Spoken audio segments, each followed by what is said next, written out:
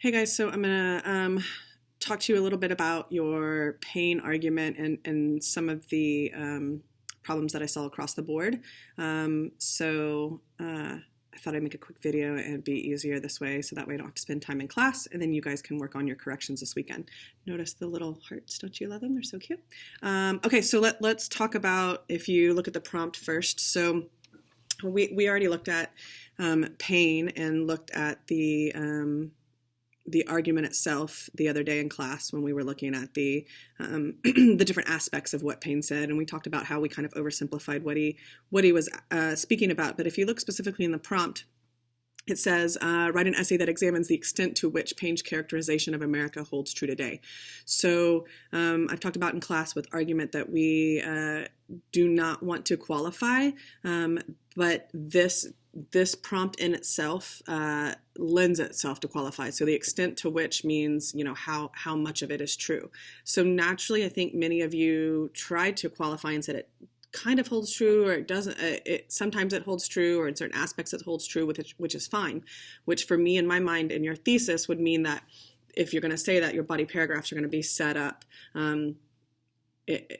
with a direct idea of how it's true in one aspect. That body paragraph would be that, and then a second body paragraph would be how it is not true, or vice versa, whichever way you want to organize it. One of the other things, though, is at the end of that statement, it says, how does it hold true today? Many of you spent, a good portion of your body paragraph, like the first half of it, in talking like Civil War era, American Revolution. So those ideas aren't relevant to today. So the question says, how does it hold true today? So when you had that in your body paragraph, is basically non-existent. So I had to kind of just ignore that part of it.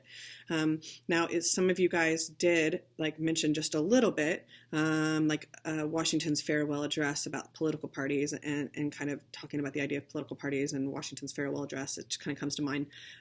You can reference that as a precedent, but then tie it into today. But you cannot spend half of your body paragraph talking about, I would say really for this holds true today would probably be, we probably couldn't go back further than about the civil rights movement, somewhere around there.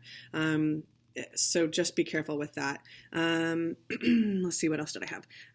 Within your body paragraphs, some of you made very vague references to ideas with no specific examples. So a general idea of politics and political parties, but no discussion of very specific examples. I mean, in the midst of a presidential election year, you have tons of examples of separation of how political parties drive us apart. So I need you to be more specific. Remember, we've talked about giving me seeds, not pumpkins. Many of you gave me large pumpkins.